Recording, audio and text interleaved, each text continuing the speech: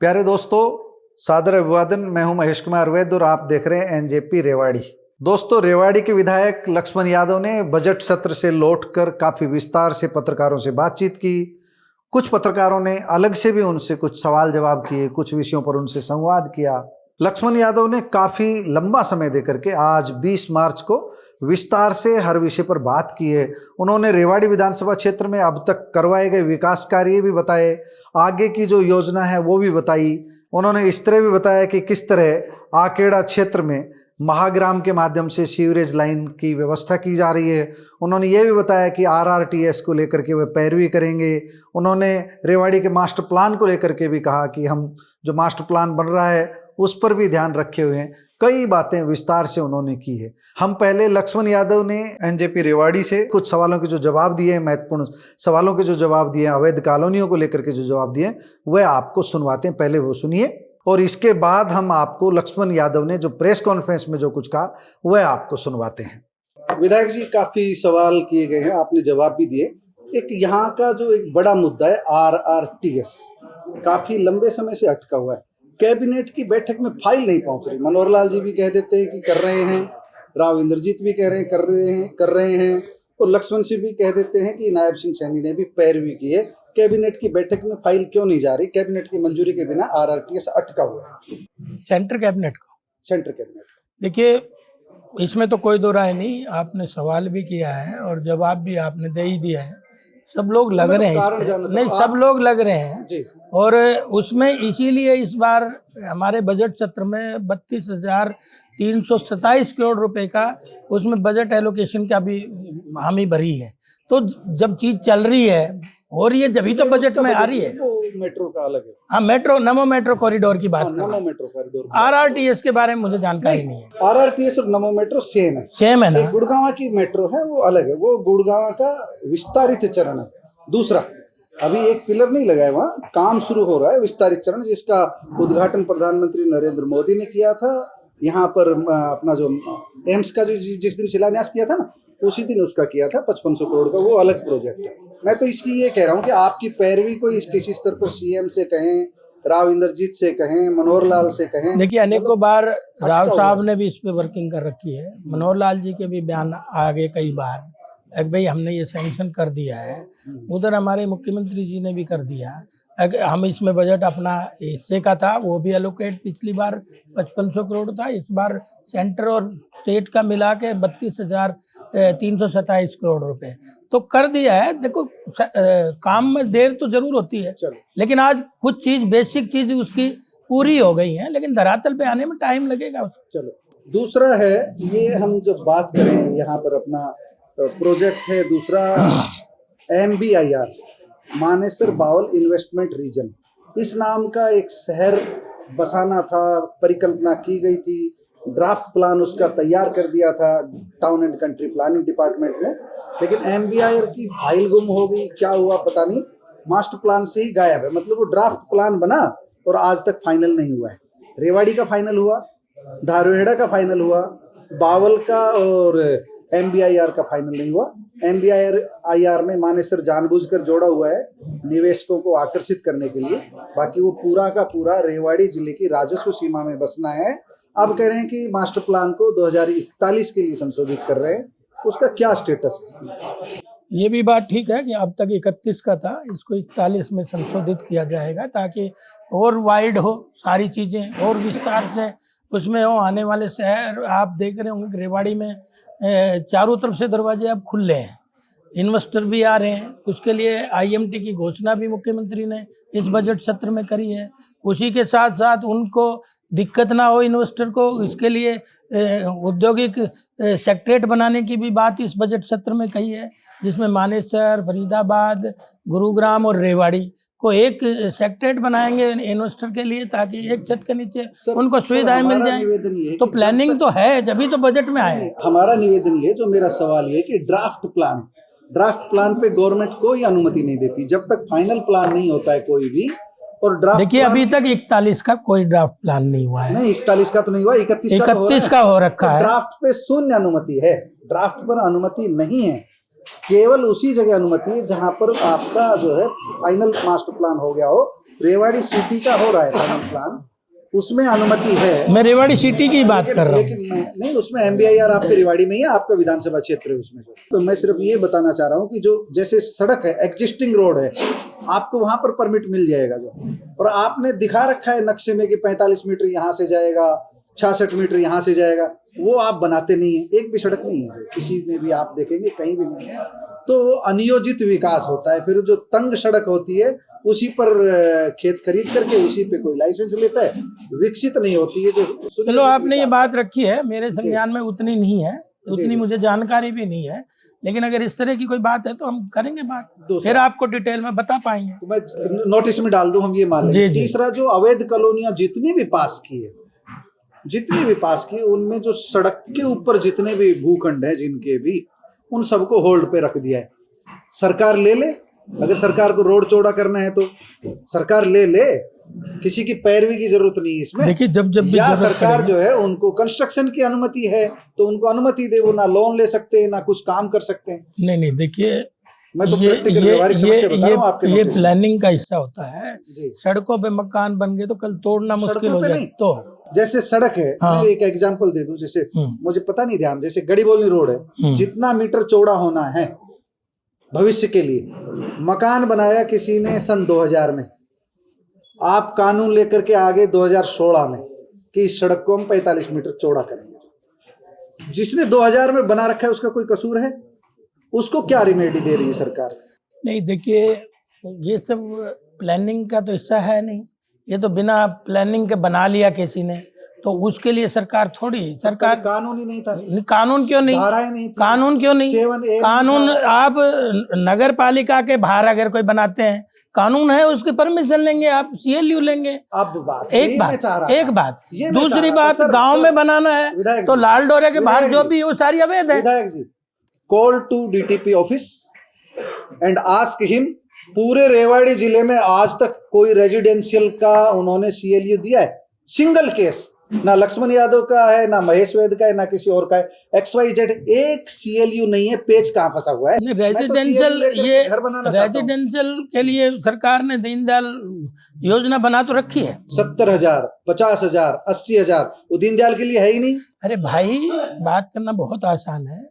2013 के बाद भूमि अधिग्रहण कानून हो गया, भूस्वामी जितनी कीमत लगाएगा उसी हिसाब से तो अगला बेचेगा। अब कोई जबरदस्ती तो ले नहीं सकते आप, 4 और 6 9 के नोटिस दिए और जमीन ले लो, तो जो चीज महंगी बाजार में है तो आगे उस बायर को भी महंगी मिलेगी। मैं लोगों का भला करवाना चाहता हूं। नहीं भले की बात, भले एक मिनट मेरी बात सुनो, पूरी बात सुनो।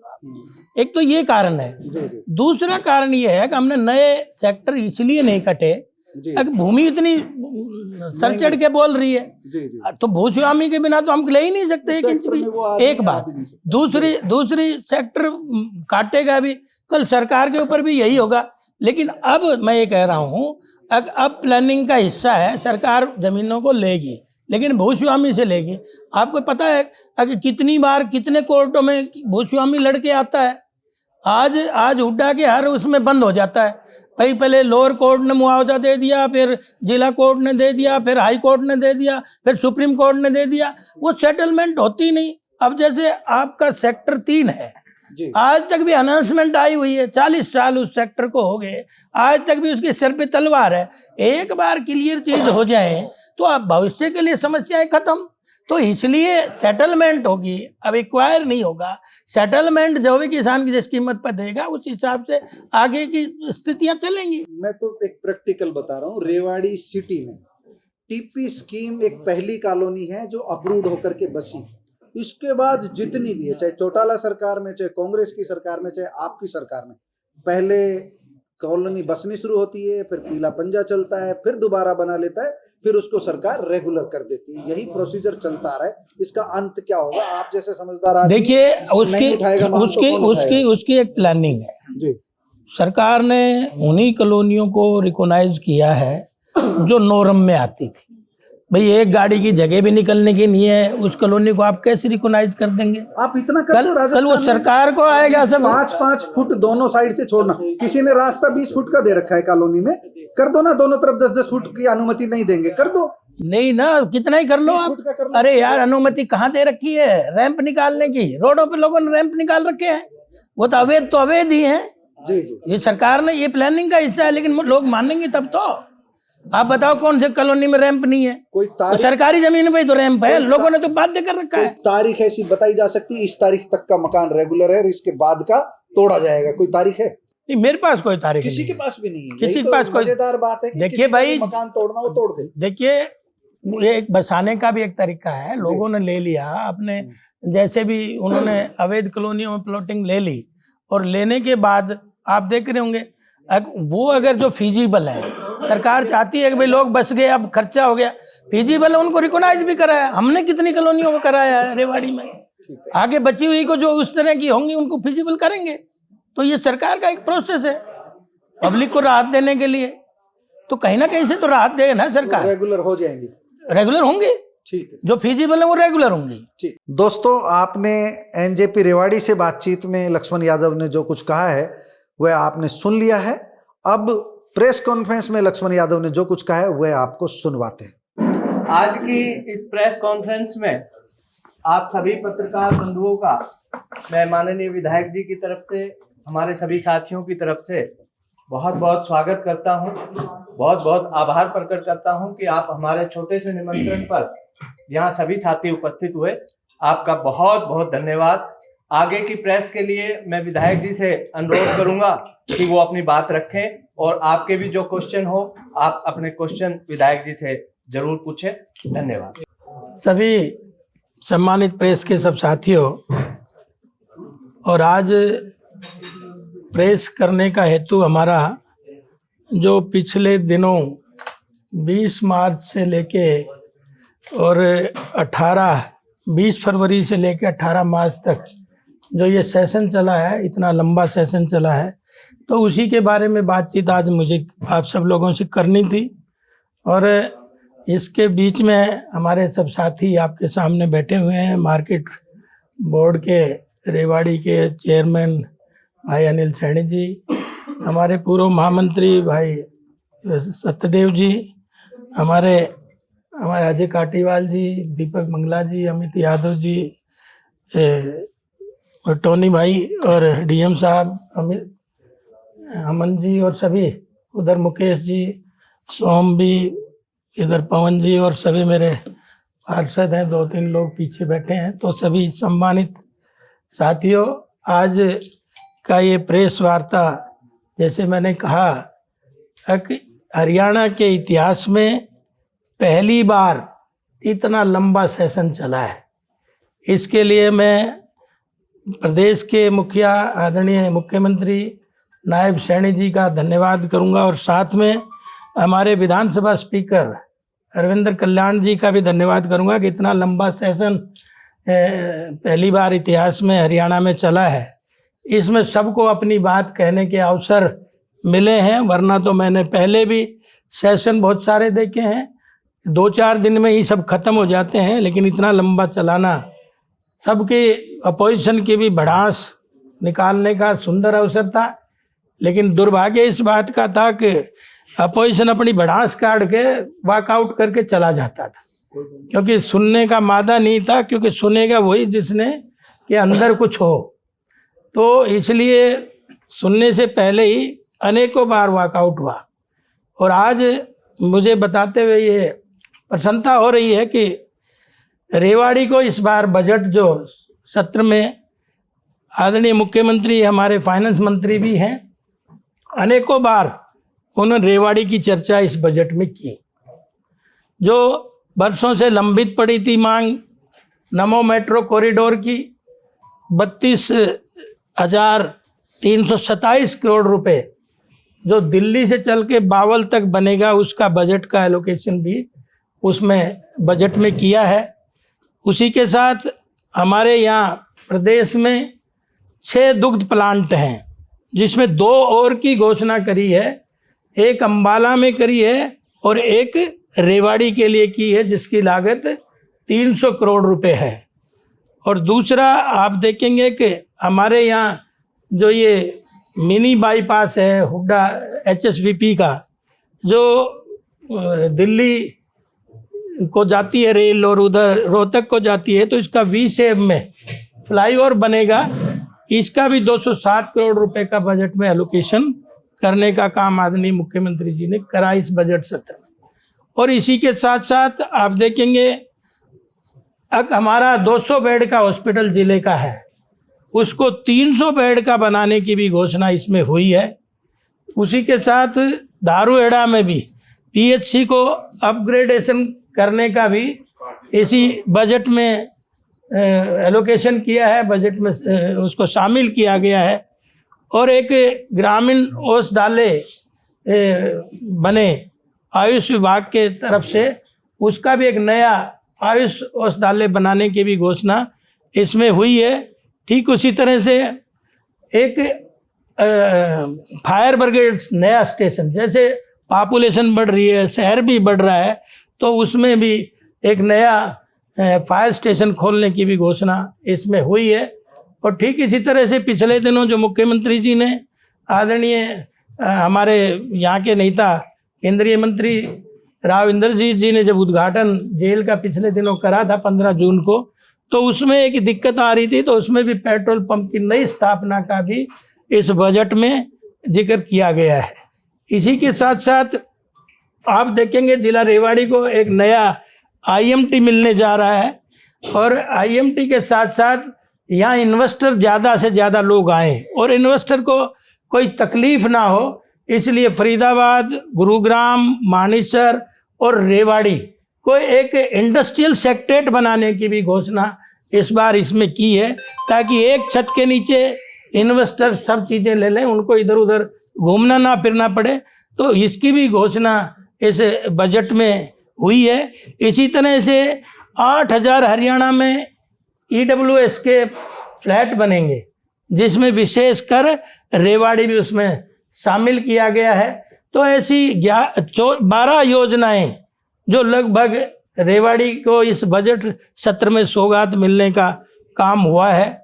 और उसी के साथ मुझे भी अवसर मिला है बहुत सारी समस्याओं पे बोलने का, क्योंकि गवर्नर भाषण पे भी मैंने रेवाड़ी के कुछ विचार रखे, कुछ गवर्नर भाषण के ऊपर भी मैं बोला। उसी तरह से शून्यकाल का अवसर भी मुझे मिला, शून्यकाल में भी बहुत सारी डिमांडों पे चर्चा हुई। उसी के साथ साथ मेरे 5 क्वेश्चन भी लगे थे, सवाल जवाब जिसमें हुए। पहला क्वेश्चन तो मेरा यही था कि भाई जो हमारा ये रेलवे लाइन है, इसमें जल्दी से जल्दी इसका फ्लाईओवर बनाया जाए, ताकि 2 NH से जुड़ रहा है, कोई विलंब नहीं होगा, शहर में बराबर सर्कुलर बनेगा। तो इसकी डिमांड हमने करी थी, तो उसका जैसे बजट में भी प्रोविज़न किया गया है। और अभी हमने नाबार्ड को ये केस भेजा है 207 करोड़ रुपए का, ताकि जल्दी उसका भी नाबार्ड से जैसे ही पैसा सैंक्शन होगा वैसे इस पे हम काम चालू करा पाएंगे। दूसरा, आपने देखा होगा कि पानी पीने की किल्लत थी, ये मैंने शीतकालीन सत्र में भी उठाया था। वो उठाया था लिशाना गांव का। लिशाना गांव में हमने 50 एकड़ ज़मीन भूमि पोर्टल पे डलवाने का काम किया था। उसका अभी जो है आपस में सेटलमेंट रह रही है किसानों से, लेकिन मैं अब समझता हूँ कि उसके बाद ये सेटलमेंट होनी लगभग तय है, क्योंकि डिमांड जो थी उस पर सरकार मान गई है। तो जल्दी 50 एकड़ में अगर जलघर बनेगा तब रेवाड़ी की प्यास बुझेगी। पहली बार 6248 गज हमने अभी PWD से उसको अपने हिस्से में लिया है, एजुकेशन डिपार्टमेंट को उसके नाम रजिस्ट्री हुई है, ताकि आने वाले समय में एक डिस्ट्रिक्ट लाइब्रेरी हो, लोगों को सुविधा इतनी बड़ी जगह मिले, जो जेल के बराबर में PWD का था। आज उसकी फॉर्मेलिटियाँ पूरी हो रही हैं, कुछ बची है। मैं सदन में बोला था कि ये बची है, लेकिन उन्होंने कहा था भाई 10-15 दिन में हम सारी फॉर्मेलिटी और पूरी करा देंगे। और आपको ताज्जुब होगा, उस फॉर्मेलिटी के लिए जल्दी से इनको डिमांड भी आ गई है प्रशासन को, ताकि उसकी डिमांड पूर्ति करके तो जिले को एक जिला पुस्तकालय बड़े स्केल में मिले, ताकि लोगों को उसका ज़्यादा से ज़्यादा लाभ उसका मिल सके। अभी बात कर रहे थे आप किसानों की, मंडी के हालात देखे हमने। किसान ये कह रहा है कि ना तो विपक्ष का कोई बंदा ना कोई पक्ष का बंदा वहां पर पहुंचा, और लगभग 600 क्विंटल सरसों वो बह गई गीली अव्यवस्थाओं के कारण। देखिए, मैं बताना भूल गया, मैंने 14 करोड़ रुपए मंडी के लिए भी पास कराए। 6 फीट की बाउंड्री के लिए 6 करोड़ रुपए पास कराए हैं, पूरे बाउंड्री आदि बन भी गई है, काम चल रहा है। और बरसों से जो मार्केटिंग बोर्ड का ऑफिस था, जो आज डैमेज घोषित हो गया है, उसके लिए भी 8 करोड़ रुपए बनाए, सैंक्शन कराए, ताकि आने वाले समय में ये भी हो। और तीसरा, जो बरसों से लोग रह रहे थे मार्केटिंग बोर्ड के जो फ्लैटों में, उनकी रिपेयर तक, डेंट पेंट तक नहीं हुआ, उनका पहली बार हुआ है। किसान जो आपका रेस्ट हाउस है, उसका भी पहली बार रिपेयर हुआ है। व्यवस्थाएं तो चल रही हैं। और आप ये कैसे कह रहे हो कि कोई सब पक्ष का आदमी नहीं आया? हमारा पक्ष का आदमी तो वहीं बैठा है, ये सरकार का ही नुमाइंदा है। ये किसानों का आरोप है। नहीं, आरोप लगाना तो सबसे आसान काम है दुनिया का, इससे आसान मुझे तो कोई लगा नहीं।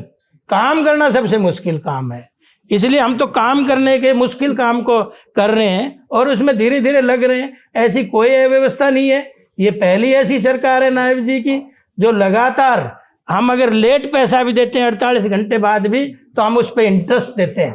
पहले लोग महीना महीना मच्छरों में पड़े रहते थे, और महीना महीना मच्छरों में जब पड़े रहते थे तो आपको ताज्जुब होगा कि जब लोग ज़्यादा सुखी थे, अब दुखी हैं जो 48 घंटे में हम पैसा किसान का दे रहे हैं। और सबसे ज़्यादा मुआवजा इन पिछले दिनों हमने भी देने का हमारी सरकार ने काम किया था, वो मनोहर लाल की सरकार थी। एक व्यवस्थाओं को नया रूप देने का काम हमने किया है। अब कमियां तो निकलती रहेंगी, जब तक व्यक्ति रहेगा कमियां निकलेगी, लेकिन फिर भी अगर किसी की तकलीफ कोई किसान आके हमें बताता है तो हम उसमें सुधार करेंगे। विधायक जी, खेतों में जब फसल इससे स्टॉर्म वगैरह से, तूफान से, आंधी से खराब होती है तो मुआवजा मिलता है, नो डाउट सरकार देती है। लेकिन जो मंडी में इस समय किसानों की फसल का नुकसान हुआ ना, सारी जितनी भी उसमें वो सरसों आई थी, सब कीचड़ में चली गई है सारी, उसके लिए भी कोई मुआवजा हम खेत तक देते हैं, किसान की बुखारी तक देते हैं। उसके बाद वो लेके चला गया कहीं, तो उसके पीछे पीछे थोड़ी सरकार जाती है। हम तो वहीं तक सीमित हैं जो किसान तक। और आपको पहली बार ताज्जुब होगा, इस बार तो हमारी सेंट्रल गवर्नमेंट ने, किसान कृषि मंत्रालय ने ये भी कर दिया है कि हम ये जो इंश्योरेंस कंपनी है इसको 21 दिन देते हैं, 21 दिन में उनका मुआवजा दें सरकार जिन्होंने इंश्योरेंस कराया, वरना उससे लेट अगर होता है तो 12% इंटरेस्ट के साथ दे। इसी तरह से स्टेट गवर्नमेंटों को भी उन्होंने कहा है, अगर जो भी उनका शेयर है प्रीमियम का, चाहे वो प्रदेश का है चाहे वो देश का है, उनके ऊपर लेट करेंगे तो वो भी, उनमें भी 12% इंटरेस्ट के साथ। तो हम किसानों के साथ खड़े हैं। अभी हॉस्पिटल की बात की आपने, हॉस्पिटल की बात की 300 बेड का बनाने की। अभी एक कांग्रेसी नेता का बयान आया था कि 200 बेड का ही हॉस्पिटल नहीं है अभी तक, उसको 300 का 200 का राग अलाप रहेगा, 200 का बन गया, वही नहीं बना, तो 300 का कब तक बनने की क्या हुआ है? देखिए 300 का बहुत जल्दी बनेगा, और बजट में इस बार एलोकेशन किया गया है। और कांग्रेसियों का तो मैं जवाब इसलिए नहीं दे सकता, 50 साल कांग्रेस ही रहे हैं, क्यों नहीं सुविधाएं दी उनको? किसी ने हाथ बांध रखे थे, पकड़ रखे थे। जनता ने तो खूब प्यार लुटाया दोनों हाथों से, लेकिन वो प्यार का मिसयूज करके आज रेवाड़ी का कोई विजन नहीं है, पानी नहीं है, सड़क नहीं है, कॉलेज नहीं है सरकारी, तो ये कौन करने वाला था? अब आपको ताज्जुब होगा, हमने आते ही जमीन भी कराई कॉलेज की, और अब टेंडर भी करा दिया, हम बनाएंगे कॉलेज की बिल्डिंग, 1 महीने के अंदर अंदर हम उस पर काम शुरू कराएंगे। तो भाई 50 साल राज करके वो भी जवाब मांग रहे हैं, तो आप ही पूछ लो उनसे कम से कम, अगर बेशर्मो कुछ तो सब्र करो। विधायक साहब, वो ये कहते हैं, विधायक जी वो ये कहते हैं कि विधायक जी भूल जाते हैं कि 11-12 साल से ये भी भाजपा की सरकार है, इसमें आप तो 1 साल से ठीक है, वो भी भूल जाते हैं। 5 साल तो उन्होंने और खराब करे हैं, 5 साल तो बीच में वही थे, वो उनको हिसाब किताब भी नहीं आता क्या? अब वो भी मैं ही समझाऊं, मेरी ड्यूटी है, कम से कम गुणा भाग तो सीख लें। विधायक साहब, इंफ्रास्ट्रक्चर तो डेवलप हुआ, चाहे वो इलाके की बात करें, प्रदेश की बात करें, देश की बात करें, लेकिन जो लगातार पेड़ों की कटाई हो रही है उसका क्या, उसके ऊपर सरकार का क्या रुख? देखिए उसके ऊपर सीधा रुख है, डेवलपमेंट होगी तो पेड़ भी कटेंगे, और इससे बड़ा दुखदाई भी कोई नहीं है अगर 10 साल में पेड़ तैयार होता है। लेकिन सरकार उसी तेजी से पेड़ लगाने का भी काम कर रही है, ऐसा नहीं है कि नहीं कर रही। मोदी जी का तो नारा भी है, 1 पेड़ माँ के नाम, ऐसे ही थोड़ी है। अगर इस बार हमने 2 करोड़ पेड़ लगाने का जो बीड़ा था वो हमने लगवाए फॉरेस्ट डिपार्टमेंट की तरफ से, और उसके बदले में अगर कोई कंस्ट्रक्शन होती भी है जैसे अब एनटीपीसी का यमुनानगर में आदरणीय प्रधानमंत्री जी जब उसका उद्घाटन शिलान्यास करके गए तो 250 एकड़ जमीन उसको चेंज किया है, हमने दी है उसमें 250 एकड़ जो यहाँ फॉरेस्ट की थी उसके बदले में। तो अब वो चीज़ नहीं है, अब तो बदले में जमीन अगर डेवलपमेंट कर रहे हो तो फॉरेस्ट को हम डिस्टर्ब नहीं कर सकते। करप्शन का मुद्दा अलग अलग समय पे सड़कों को लेकर था, सैंपलिंग भी हुई, अलग अलग वो भी रही, तो उसमें क्या कुछ रहा? क्योंकि आगे तो कोई कार्रवाई हुई नहीं, सड़कें ऐसे पड़ी। आप नहीं, सैंपलिंग भी हुई है, उनकी रिपोर्टें भी आई है, उनके ऊपर कार्रवाई भी हो रही है, ऐसा नहीं है कि नहीं हो रही। आंख बंद करके सरकार नहीं बैठी। कोई कार्रवाई हुई तो उसमें अगर कुछ हुआ एक्शन तो बता दे, क्योंकि आपके सेक्टर घर के आसपास देख लो या और कई जगह साइड में अलग अलग जगह पे हुई ऐसी चीजें, तो उसमें अगर देखिए पहली बात तो मैं ये कहना चाहूंगा कि लोग सड़कों पे पानी ना छोड़े। मेरी जो बात कर रहे हो वो अभी बनी थी सड़क, सब कार वहीं आके धो रहे हैं, और कौन कौन धो रहा है उसका फोटो दिखा दूंगा तो लोग कहेंगे ये नहीं बताई पिक्चर नहीं छोड़ा रेवाड़ी का। तो इसलिए मैं कह रहा हूँ कि ये सबकी जिम्मेवारी है। सबसे पहले आदमी को खुद अनुशासित होना पड़ेगा। अगर हम वहाँ पानी छिड़क रहे हैं 24 घंटे उस पर पानी छोड़ रहे, तारकोल का रोड रुकेगा ही नहीं। चाहे किसी चीज का भी बना लेना आप, तो शिकायत आई, उनकी इंक्वायरी भी हो रही है, व्यवस्थाएं भी हो रही हैं, और अब हमने उसका दोबारा टेंडर करवा दिया है। इस बार उनको सीसी का बना रहे हैं, 1 करोड़ 2 लाख रुपए का उसका सीसी का हम बना रहे हैं। जहाँ जहाँ भी इस तरह की दिक्कत आ रही है उसको ठीक करा रहे हैं। लापरवाही अधिकारी की है, इसमें कोई दो राय नहीं। अभी हनुमान मंदिर में पानी गया, हमने 40 लाख रुपए लगा के पाइपलाइन लगवाई, लेकिन उसको कनेक्शन नहीं कर पाए। उनको या तो राम जी पे भरोसा नहीं था, बारिश अभी आने वाली नहीं है, तो वो कनेक्शन कर देते तो उस पैसे का सदुपयोग हो जाता। तो लापरवाही तो है कहीं ना कहीं, ऐसा नहीं है कि मैं नहीं मान रहा, लेकिन हमारे सामने ये जो दिक्कत आई थी, हम नहीं चाहते थे कि तालाब का पानी गंदा हो, इसलिए 40 लाख रुपए लगाए। कोई ऐसे ही थोड़ी लगाए हैं, उसी सुविधा के लिए तो लगाए हैं। लेकिन कुछ कुछ जगह लापरवाही कर रहे हैं। कुछ लोग अभी भी अधिकारी ऐसे बैठे हैं जो चाहते हैं कि सरकार बदनाम हो। कब पलट रहे हो साहब? वो पलटते, मैं 2-3 बार पलटा, वैसे ही आ जाते हैं। ऐसे अधिकारियों पे एक्शन भी तो कराओ, जो सरकार को बदनाम करे, ऐसे अधिकारियों पे एक्शन भी तो होना चाहिए। नहीं, सब हो रहा है, धीरे धीरे सब हो रहा है, धीरे धीरे सारे। ये भारतीय जनता पार्टी की चक्की है, धीरे जरूर चलती है, तीसरी बारीक। देखिए संगठन में हमारे यहाँ इंडिविजुअल किसी के फैसले नहीं होते, ना मेरे चलते ना और दूसरों के चलते। यहाँ तो एक सामूहिक फैसला होता है, क्योंकि यहाँ पार्टी परिवार की नहीं है, एक ही परिवार ने जो कह दिया वो फाइनल। यहाँ तो सामूहिक फैसले, जब सामूहिक फैसला होगा तो हम आपको सबसे पहले बताएंगे। आपने देख लिया होगा कांग्रेस का कल्चर, अब वो अपने परिवार को भी नहीं बांध सके। उनके नेताओं पे, उनके एमएलए को कितना भरोसा है, ये पूरे हरियाणा प्रदेश ने, क्या पूरे देश ने देखा है। और बड़ी बात ये है, कांग्रेस उनके नाम उजागर करे जिन्होंने, और उनको पता भी है, पता भी इस तरह से है कि एजेंट उन्हीं का होता है। और इस बार तो और किसी पे विश्वास ही नहीं करा, एजेंट भी भूपेंद्र हुड्डा को बनाया ताकि वो देखे इनको क्या, और एक उनके प्रभारी जी को एजेंट बनाया। मतलब और किसी पे भरोसा नहीं। जब इस तरह की स्थिति थी, उनको पहले से अपने एमएलए पे इतना ही भरोसा था, तभी वो इतने बड़े बड़े खेल कर रहे थे। और उसका नतीजा भी 37 में से 28 वोट मिली। अब आप देख सकते हो कुंभा कैसे बना। एक बात बताओ, हारने वाला तो आरोप लगाएगा। वो 2 पहलवान लड़ते हैं तो एक गिर जाता, बोले कहा इसका क्या मतलब हुआ? तो जीतते हैं जी, वो तो जीते हैं, उनके मन को ही पता है। आरोप लगा रहे हैं आप। अरे देखिए, इंडिपेंडेंट कैंडिडेट था, इंडिपेंडेंट लोगों ने ही उनको खड़ा किया था। हमारे पास भी वोट ज्यादा थी, हमने तो देनी ही थी, तो हम तो इंडिपेंडेंट को पसंद करेंगे, कांग्रेस वाले को दे दें क्या? आप भी अच्छी बात कर रहे हो, और ये व्यवहारिक भी है, स्वाभाविक भी है। अगर भाई जब वो, मैं तो उन पे कह रहा हूँ कि जो अपने खुद के एमएलए को नहीं संभाल पाया, वो क्या हरियाणा की राजनीति करेंगे, क्या हरियाणा को आगे बढ़ाएंगे? उनकी खुद की जूतियों में खीर बट रही है।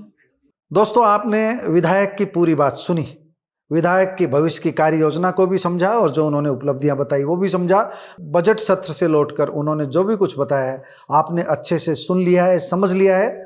आपकी राय हमारे लिए बेहद महत्वपूर्ण है। कमेंट बॉक्स में जाकर जरूर बताइएगा लक्ष्मण यादव की बातों से आप कहां तक सहमत है। उन्होंने एक विधायक के रूप में जो अपनी उपलब्धियां बताई है, जो सरकार की उपलब्धियां बताई है, वह आपको कितना संतोषजनक लगती है। अपनी राय जरूर दीजिएगा। नमस्कार, धन्यवाद।